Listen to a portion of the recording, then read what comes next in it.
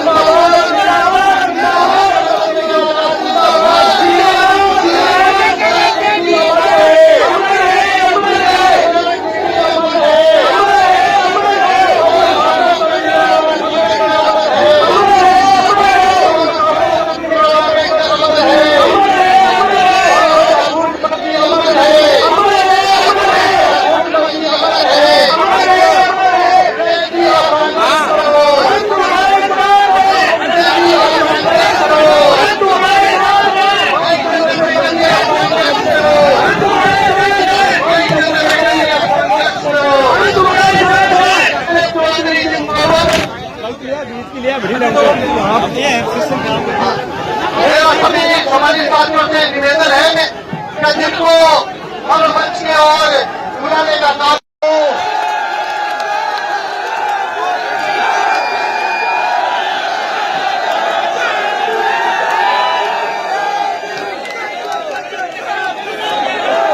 धन्यवाद।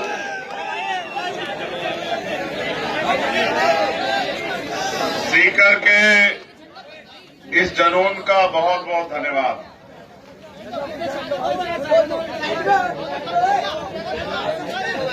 आज सीकर की धरती पे भारत के पूर्व प्रधानमंत्री, किसान, कमेरों, गरीबों के नेता, एक युग पुरुष जिनको जितना जाना जाए, जितना पढ़ा जाए कम है, सीखने के लिए समंदर से भी ज्यादा गहरा एक ऐसा आदर्श व्यक्तित्व कि अगर खुद में खोजने लगे तो उनके सामने बोले साबित हो जाओ। चौधरी चरण सिंह जी की जयंती पर ये जो विशाल किसान सम्मेलन बुलाया गया है, यहां पहुंचे सभी सम्मानित बहनें, भाई, माताएं, नौजवान साथी, बुजुर्ग, सबका धन्यवाद करता हूं। मेरे बाईं तरफ उपस्थित राष्ट्रीय लोकदल, आजाद समाज पार्टी, भीम आर्मी के सभी सम्मानित नेता, सदन में लगातार अपनी उपस्थिति से किसान, कमेरे, नौजवानों, बेरोजगारों, महिलाओं की आवाज उठाने वाले बड़े भाई जयंत चौधरी जी, उन्हें मैं इस विशाल आयोजन पर सीकर की जनता का धन्यवाद करता हूं। साथियों, देश में एक अलग तरह की हवा चल रही है। एक ऐसी हवा जिसके सामने संघर्ष ना करने वाले टिक नहीं पाएंगे। और हमारी पहचान जो है वो संघर्ष है। मैं पूरे रास्ते आपका जोश देख रहा हूं, लेकिन जोश के साथ साथ वो महापुरुष जो सामाजिक परिवर्तन के आंदोलन को इस देश में आगे बढ़ा के गए, होश का प्रयोग करते हुए उनके रास्ते पे हमें चलना है और एक ऐसा भारत बनाना है जो समता, समानता, बंधुत्व, भाईचारे पर आधारित हो, समता मूलक समाज पर आधारित हो। महामानव तथागत बुद्ध से लेके और मान्यवर काशीराम साहब तक जब हम महापुरुषों को पढ़ते हैं, ये तो ऐतिहासिक धरती है राजस्थान की। कुंभाराम आर्य जी को जब हम पढ़ते हैं, अगर मैं नाम लेने की बात करूं तो महाराज सिंह भारती जी, सर छोटू राम,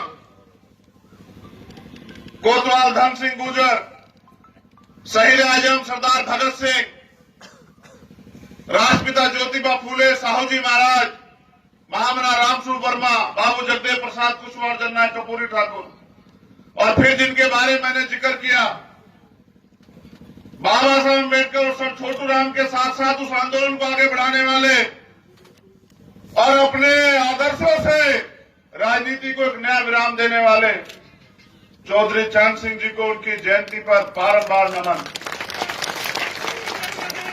मैं, क्योंकि भारत में जाति व्यवस्था है और जाति के आधार पर लोगों ने महापुरुष चुने, क्योंकि मैं तो नौजवान व्यक्ति हूं, तो पढ़ पढ़ के आदर्शों को देख देख के जो अच्छाई है उनको ढूंढ रहा हूं। मैं पूरी जिम्मेदारी से कह रहा हूं, मैं झूठ नहीं बोलता हूं। जब मैंने चौधरी चरण सिंह जी को पढ़ा तो मुझे एहसास हुआ कि व्यक्तित्व कैसा होता है। ऐसा व्यक्तित्व, उनके किस्से पढ़े, उनका नारा पढ़ा, जाति पाति तोड़ दो, तिलक दहेज छोड़ दो। आजकल के नेता हिम्मत नहीं कर पाते हैं नारे लगाने के लिए। सामाजिक बुराइयां, गैर बराबरी, कुरीतियों के खिलाफ बीकेडी के बाद उन्होंने बनाई दलित, मजदूर, किसान, यानी कि जो वंचित तबका है, उनके हक अधिकार की लड़ाई लड़ने के लिए, और उनके किस्से कितने महान। मैं 23 तारीख को जयंत चौधरी जी के साथ आने वाला था, किन्हीं कारणों से नहीं आ पाया।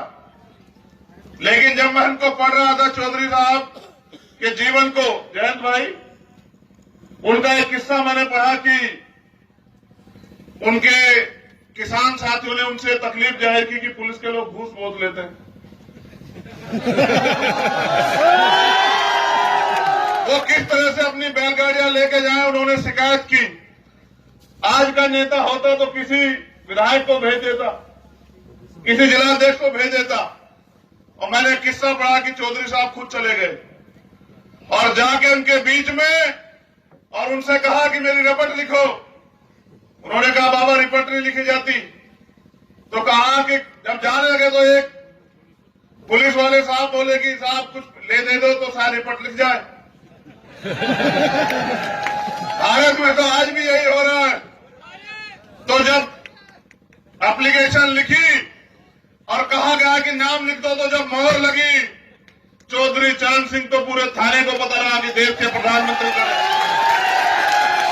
आज के प्रधानमंत्री 10 करोड़ का सूट पहनते हैं, बिल्कुल। और ऐसे प्रधानमंत्री कि अपने काफिले को छोड़ के, मैंने सुना प्रधानमंत्री पंजाब गए किसानों की राजधानी, वो कह रहे हैं कह देना मैं जिंदा वापिस आ गया। मैंने ऐसे प्रधानमंत्री के बारे में पढ़ा कि लाव लश्कर छोड़ के अकेले चले गए थाने, और उनके आज भी लोग जो है मुरीद और कुरील है कि ऐसा व्यक्तित्व जो है जो पूरी जिंदगी प्राइम मिनिस्टर बनने के बाद, 2 बार यूपी के मुख्यमंत्री बनने के बाद भी जमी नहीं रहे। तो तब मुझे एहसास हुआ कि राजनीति इतना आसान काम नहीं। मैं तो सीख रहा हूं। 2 दिन से अभी मैं उनसे जिक्र भी कर रहा था, क्योंकि हम अम्बेडकरवादी, बुद्धवादी, रविदासवादी, कबीरवादी हैं। चौधरी चरण सिंह जी भी कबीरवादी थे, आर्य समाजी थे। आर्य समाजी पूरी मूवमेंट जो है अंधविश्वास, पाखंडवाद, मूर्ति पूजा के खिलाफ शुरू हुई। मैं जाता नहीं धार्मिक आयोजनों में, मगर क्योंकि एक युग पुरुष की जयंती है, आपको जाना पड़ेगा। और आपको, आप बात कर रहे हैं उनके, आप नेता मानते हैं, तो आपको शामिल होना पड़ेगा वहां। क्योंकि आर्य समाज में यज्ञ हवन होते हैं, तो मैं हवन में शामिल हुआ। और जब वहां से पूरे देश के लिए मंगल कामना की गई, मैंने बचपन में किताबों में पढ़ा, अस्तो मां ज्योति गम्ये, तमसो मां मृत्य गम्ये, तुम ही हो माता पिता तुम ही हो, और सर्वे भवन्तु सुखने जब मैंने पढ़ा और उन्होंने कहा 2 आहुति, भाई मैंने भी आहुति दी, तो हमारे लोग जो हैं बड़े परेशान हो गए। ये मुझसे देख भी रहे थे मेरी तरफ कि क्या है।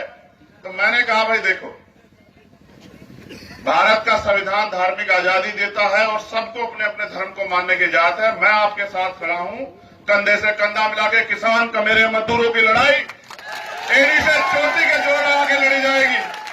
और जिस एकता को बनाने के लिए हम लोग निकले, उसके लिए कोई कुर्बानी देनी पड़े, आरोप लगे, गोलियां चले, मुकदमे हो जाए या फिर फांसी तक की नौबत आ जाए, अब इस देश में जरूरत है किसान कमेरों को एकता की। उसके लिए सारी कुर्बानी देने के लिए हम लोग तैयार हैं। हमारी एकता का नमूना आपने खतौली में देखा कि जो लोग कहते हैं अजय है, उनकी अजय पराजय में बदल गई। और जनता ने कहा कि इस गठबंधन को हम लोग जिता के संदेश देते हैं कि इस गठबंधन के जरिए किसानों की आवाज उठेगी, मजदूरों की आवाज उठेगी, नौजवानों की आवाज उठेगी। अभी हमारे साथी अनिल जी ने मेरे हाथ में एक पर्ची दी और कहा भैया सारे पेपर लीक हो रहे हैं यहाँ की सरकार में। कल ही एक पेपर लीक हुआ और सुबह सुबह मुझे 3rd ग्रेड वाले टीचर मिले। उन्होंने कहा साहब ट्रांसफर नहीं हो रहे। 2nd ग्रेड वालों का पेपर लीक हुआ।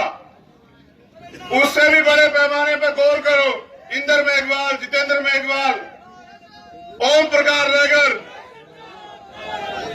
कार्तिक भील, इन सबके मुद्दों पे हम सरकार से सवाल पूछ रहे हैं। जबकि बड़े पैमाने पर इस देश को तोड़ने का काम भाईचारे को भारतीय जनता पार्टी कर रही है।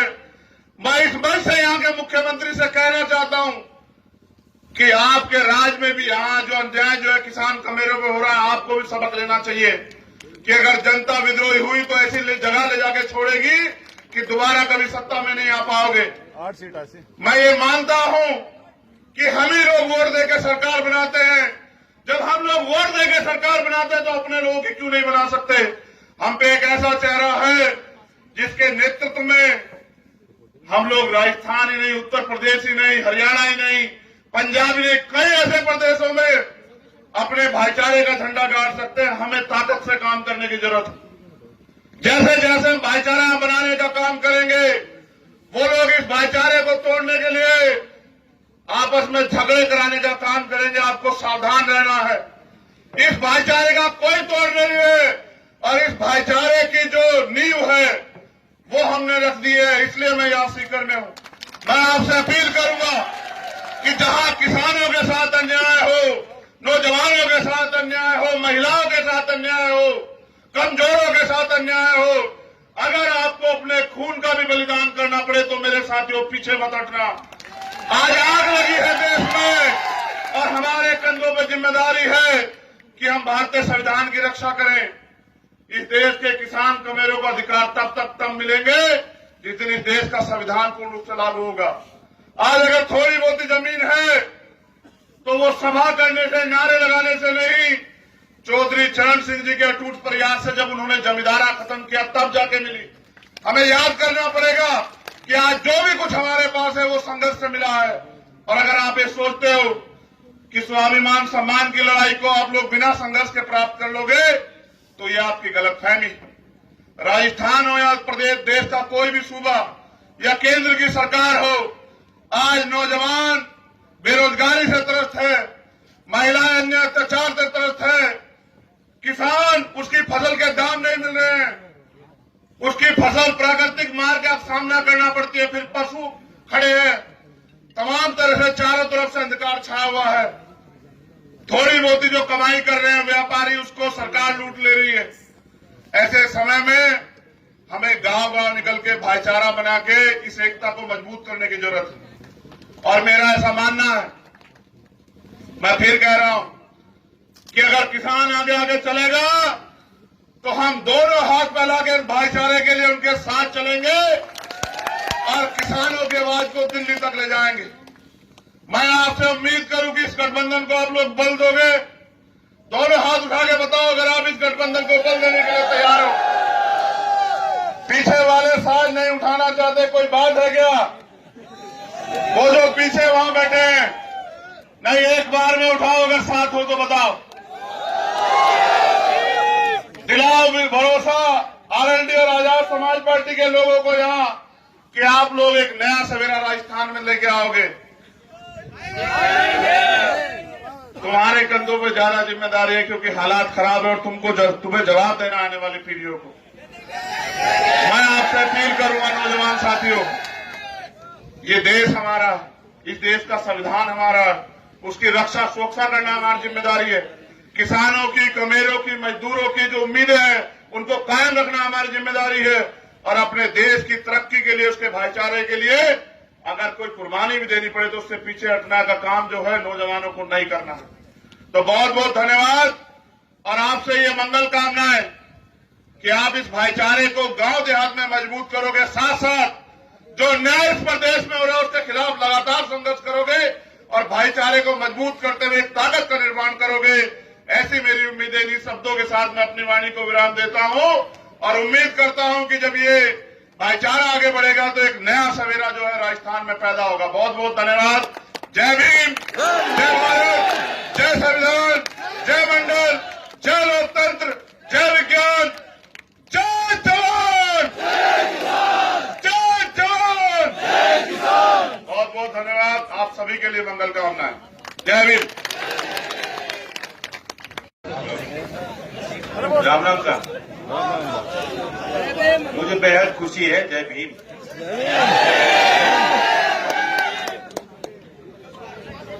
मुझे बेहद खुशी है इस बात को लेकर कि भारतीय समाज का ये जो दृश्य आपने बनाया है और ये अहमियत रखता है राजस्थान में, क्योंकि राजस्थान की ये परंपराएं रही हैं। बहुरंगी समाज राजस्थान में शुरू से रहा है। राजस्थान की पगड़ियां राजस्थान के रंग, राजस्थान के प्यारे लोग, यहाँ का खाना, यहाँ की कल्चर सबको प्यारी लगती है। और ये समन्वय का कल्चर है, ये संगम है। उसी संगम का दृश्य जो सामाजिक समरसता, जो आदर्श बाबा साहब हमारे लिए बना के गए, जिसके निर्माण में चौधरी चरण सिंह जी का बड़ा योगदान रहा, उनकी विजन थी, वह संगम आपने यहां खड़ा किया। और आने वाले समय में एक बदलते भारत में जो समाज की बदलती तस्वीर बनेगी, जिसमें नौजवानों की बड़ी भूमिका होगी, उस सार्थक परिवर्तन को लाने में, उस सामाजिक क्रांति को एक असलियत में बनाने में, उसमें सामाजिक समरसता ही मूल आधार हो। बराबरी, हमें देश ने संविधान मिला है, हम सबको एक एक वोट मिली है, तो फिर हम बराबर हैं। ये हमारा हक है, हमारा अधिकार है, कोई छीन नहीं सकता। ये तो व्यवस्था का बोझ है कि अभी भी अमीर और गरीब में फर्क है, शहर और गांव में फर्क है।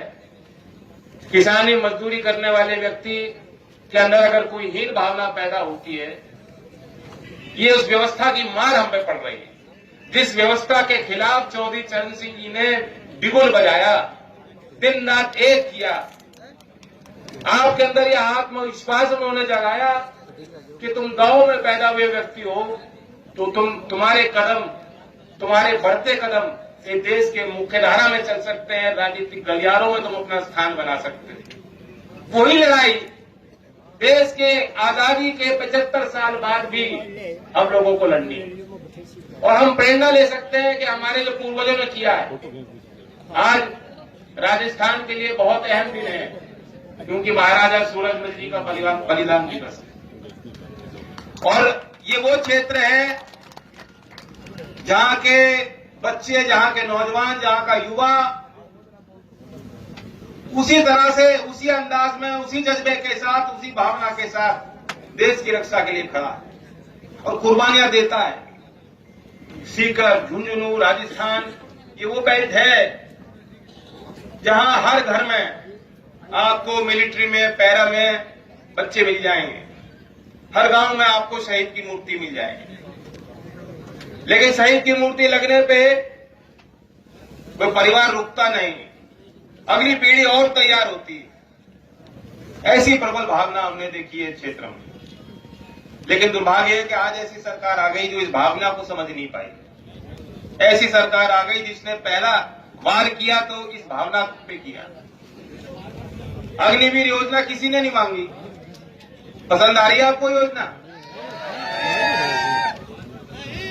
ये कोई योजना नहीं। कटौती करनी है तो 1000 योजना जिन पे कटौती होनी चाहिए। लूट है, भ्रष्टाचार दिन में हो रहा है, सबको पता है। धरातल पे कुछ नहीं है। सरकारी फाइलों के जाल में फंसा रखी है योजनाएं। कटौती करनी है, कैंची चलानी है तो मोदी जी वहां चलाते। लेकिन देश के नौजवानों को यह कहना कि भारतीय सेना में भी स्थायी नौकरी किसी को नहीं मिलेगी, भारतीय सैनिक को पेंशन देने के लिए हमारे पास पैसे नहीं है, लानत है ऐसी सरकार। ऐसी सरकारों को सत्ता से बाहर करना होगा। ऐसे लोगों को ठोकर मार के सत्ता से बाहर करना होगा। ये धकेलने का काम मैं और आप, चंद्रशेखर आजाद, लोकदल और आजाद समाज पार्टी और हमारे यूपी में सहयोगी दल हैं, हम लोग सब लोग मिलकर कोशिश करेंगे, जो विपक्षी पार्टियां हैं, कि हम लोग एकता बनाकर आपके लिए, और हमारी जो ताकत बनेगी, मेरा वादा है नौजवानों को। एक बड़ा सीन बना था कि जब एक कागज की तरह एक फाड़ दिया गया था, वो तो कंट्रोवर्सी हो गई थी। लेकिन मैं वादा कर रहा हूं कि हमारी सत्ता में इतनी भी अगर हैसियत होगी और ताकत होगी, 2024 में आप बनाओगे तो पहला काम करेंगे कि अग्निवीर योजना को ऐसे फाड़ कर फेंकेंगे। और जो आज अग्निवीर बन गए, चिंता मत करना। आज तुम पे कब चिंता हो रही है, कब गाज गिरेगी, हम में से कौन रखे जाएंगे, किनको कहा जाएगा लौट जाओ, तुम्हारे लिए नौकरी नहीं है। जो जो अग्निवीर बन जाएंगे अब से लेकर 24 तक, उनकी भी नौकरी पक्की करेंगे। आज चौधरी चरण सिंह जी की जयंती है, हमें कुछ संकल्प लेना चाहिए। कोई लंबा चौड़ा भाषण नहीं करूंगा, 3 बात रखूंगा बस। पहली बात तो किसानों से जुड़ी हुई है। आज किसान की माली हालत अच्छी नहीं है और खेती भी महंगी होती जा रही है और पूंजी भी आप किस तरह जोड़ के लगाते हो ये भी आप जानते हो। एक वो दौर भी आपने देखा जब चौधरी अजीत सिंह जी को आपने ताकत दी थी और देश के पार्लियामेंट में खड़े होकर उन्होंने सवाल किया था कि एक तरफ बड़े शहरों में अगर कोई गाड़ी खरीदना चाहता है तो 6, 7, 8% पे उसको लोन मिल जाता है, लेकिन ट्रैक्टर का लोन 13-14% पे उस समय मिलता था। तो ये कैसी व्यवस्था है? खैर उसके बाद कुछ कदम लिए गए, केसीसी की व्यवस्था है। आज कहने को किसानों को बैंक और नाबार्ड के माध्यम से संस्थागत तरीके से जो कर्जा, जो पैसा, जो पूंजी जोड़ना चाहता है उसे दिया जा रहा है, लेकिन हम लोग कभी हिसाब नहीं लगाते। पिछले 6 वर्षों में 11 लाख करोड़ से ज्यादा पैसा ये देश का बड़े लोगों का माफ किया गया, बट्टे खाते में डाल दिया। सरकार से कहो भाई इनका पैसा, इनका लोन क्यों माफ किया? कह रहे माफ नहीं किया तो बट्टे खाते में डाल दिया। बट्टे खाते में डाल दिया, कितना मिलेगा उसमें से? कितना वसूल पाओगे? कितना वापस लौटेगा? ये देश के 50 ऐसे लोग हैं, कितने नाम हैं? नीरव मोदी, मेहुल चोकसी, बहुत से तो उसमें गुजराती होंगे। आप आकलन कीजिएगा, 50 लोग कितना पैसा खा गए, घटक गए, हजम कर गए? 92,500 करोड़ रुपए ये बैंक के द्वारा किया गया का कृत है, लेकिन वो पैसे, वो संसाधन, उन पे हक आपका बनता है। ये आपकी जेब से लूटा गया पैसा है। कितना आसान है, ये बड़े लोग पैसा लेते हैं, कहते हैं प्रोजेक्ट फेल हो गया, अपने कंपनी के खाते से पैसा निकाल लेते हैं, अच्छी लाइफ देश के बाहर अपने परिवारजनों के लिए बना लेते हैं और दिवालिया घोषित कर देते हैं कि मेरे पास पैसे नहीं है, मैं नहीं लौटा सकता। दिवालिया घोषित हो गया और उनके लिए विधिवत केंद्र सरकार ने कानून बनाया है। ये केंद्र की सरकार लगातार इन लोगों को मजबूत बनाने के लिए जुट रही है, आपके लिए काम नहीं कर रही। किसानों से बनी सरकार है, लेकिन किसान मजदूर की सरकार नहीं है। और आप ये सोचिए, कभी कभी एक माहौल बनता है, कभी कभी एक मुद्दा बनता है, आप लोग संघर्ष करते हो, आंदोलन करते हो, चुनाव के पहले जो विपक्षी पार्टियां होती हैं उन पे आप दबाव बनाते हो, कहते हो हमारा कर्जा माफ करो। किसान आत्महत्या कर रहे हैं, किसान 5,000 रुपए नहीं चुका पाता, आत्महत्या कर लेता है और ये बड़े लोग मौज कर रहे हैं। कभी कभी वो सरकार बदल जाती है, विपक्षी पार्टी सत्ता में आ जाती है, 1 साल के लिए कह देते कर्जा माफ, उसमें भी किसान का सबका कर्जा माफ नहीं हो पाता। बहुत से ऐसे किसान हैं जिन्हें जानकारी नहीं होती, वो समय पे या तो पैसा दे देते हैं, उनको लाभ नहीं मिलता, या ये भी होता है कि वो अपना पैसा जमा नहीं करते इस उम्मीद में कि मेरा तो लोन माफ हो गया, और उन्हें बाद में पता लगता है कि उनके खिलाफ वसूली के ऑर्डर आ गए, उनकी कुर्की हो गई और पूरी जलालत और बेइज्जती उन लोगों को सहनी पड़ती।